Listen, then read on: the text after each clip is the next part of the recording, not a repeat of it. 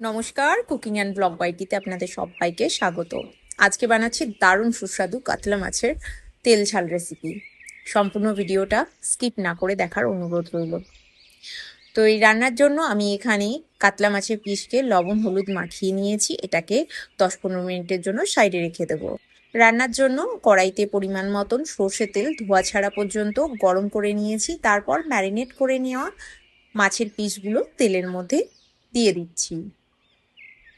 ফ্লেমটা মিডিয়াম হাইতে রেখে মাছগুলো উল্টে পাল্টে লাল লাল করে ভেজে নেব।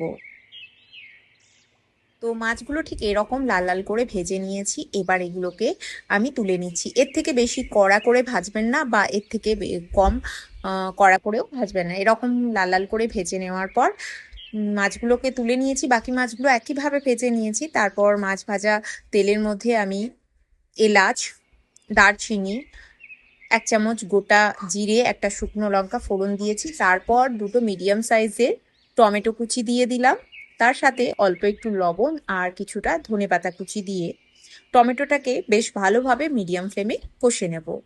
যতক্ষণ টমেটো কষানো হচ্ছে তার মাঝখানে আমি একটা মশলা রেডি করছি। মশলার জন্য লাগছে 2টো মিডিয়াম সাইজের পেঁয়াজ, 1 ইঞ্চ আদা, কয়েক কোয়া রসুন, 1 চামচ হলুদ সর্ষে, 1 চামচ কালো সর্ষে, লাগছে 1 চামচের একটু বেশি পরিমাণ গোটা ধনে, 1 চামচ গোটা জিরে, 1 চামচ গোলমরিচ আর 4-5টা কাঁচা লঙ্কা। এগুলো একসাথে মিক্সিতে বেটে নেব। আর এদিকে দেখুন আমার এই টমেটোটা বেশ ভালোভাবে কষানো হয়ে গেছে। এখন এর মধ্যে অল্প একটু হলুদ গুঁড়ো দিলাম, অল্প একটু কাশ্মীরি লাল লঙ্কার গুঁড়ো দিলাম জাস্ট কালারের জন্য। ঝালের জন্য তো আমি গোলমরিচ গুঁড়ো আর হলুদ কাঁচা লঙ্কা ব্যবহার করেইছি। তো এটা একটুখানি তেলের মধ্যে মিশিয়ে নেওয়ার পর ওই তৈরি করে নেওয়া মশলাটা এর মধ্যে দিয়ে দিলাম।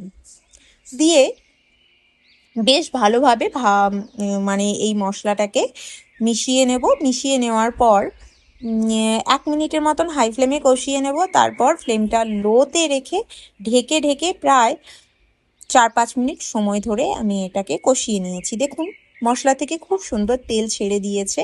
মশলাটা আমাদের একদম পারফেক্টলি কষানো হয়েছে। এবার এর মধ্যে আমি দিয়ে দেব গ্রেভির জন্য পরিমাণ মতন জল। যেমন গ্রেভি রাখতে চান সেই হিসাবে জলটা ব্যবহার করবেন।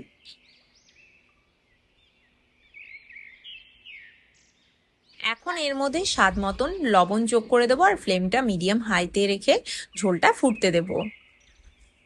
ঝোল ফুটে উঠেছে। এখন এর মধ্যে আমি ভেজে রাখা মাছের পিসগুলো এক এক করে যোগ করে দিচ্ছি। এই রান্নাটা যতটা রান্না করতে সহজ, খেতে কিন্তু ততটাই সুস্বাদু। একবার অবশ্যই পুরো ভিডিওটা দেখার অনুরোধ রইল। আর রান্নাটা বাড়িতে করবেন, আশা করছি আপনাদের ভীষণ ভালো লাগবে। তো এখন ওপর দিয়ে আমি কয়েকটা চেরা কাঁচা লঙ্কা আর একটা টমেটো স্লাইস যোগ করে দিলাম। দেওয়ার পর এটা আরও 8-10 মিনিট রান্না করে নিয়েছি। দেখুন রান্নার কনসিস্টেন্সি একদম পারফেক্ট। ওপর থেকে তেল খুব সুন্দর ছেড়ে দিয়েছে। রান্নাটা দেখুন কতটা অ্যাট্রাকটিভ লাগছে, খেতেও কিন্তু দারুণ টেস্টি হয়েছে। একবার অবশ্যই বাড়িতে ট্রাই করুন না, আশা করছি আপনাদের ভীষণ ভালো লাগবে। আমি মনে করি বাকি ক্রিয়েটারদের মতন আমার উপস্থাপনাটা এতটাও বেটার নয়, তবে উপস্থাপনা দেখে নয়, আমার এই রেসিপিটা দেখে একবার ট্রাই করুন, আশা করছি আপনাদের ভালো লাগবে। তো যাই হোক, অবশেষে আমি এর মধ্যে কিছুটা ধনেপাতা কুচি যোগ করে দিলাম। তারপর ফ্লেমটা বন্ধ করে কিছুক্ষণ স্ট্যান্ডিং টাইমে রাখার পর গরম গরম ভাতে পরিবেশন করব।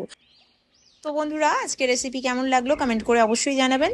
ভালো লাগলে ভিডিওটাকে লাইক কমেন্ট শেয়ার আর চ্যানেলটাকে সাবস্ক্রাইব করতে ভুলবেন না। এতক্ষণ ধরে ভিডিওটা দেখার জন্য আপনাদেরকে অসংখ্য ধন্যবাদ। Thank you for watching.